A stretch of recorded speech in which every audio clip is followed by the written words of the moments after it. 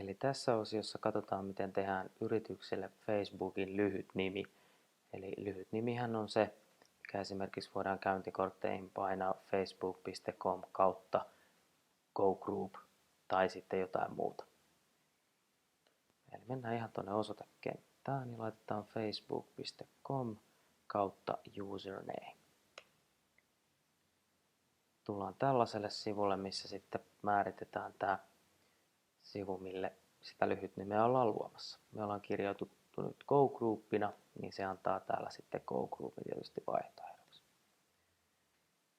Sen jälkeen se kysyy tähän kenttään sitten laitettavan se lyhyt nimi, mikä halutaan yritykselle. No meillä se nyt on GoGroup Finland jo rekisteröitynä ja sen takia kun tarkistetaan saatavuutta täältä, niin se sanoo, että sitä ei ole saatavilla.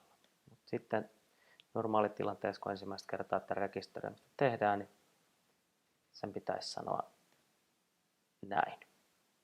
Eli lyhyt nimi on saatavilla, hieno juttu, ei mitään muuta kuin vahvistetaan se ja sen jälkeen lyhyt nimi on rekisteröity.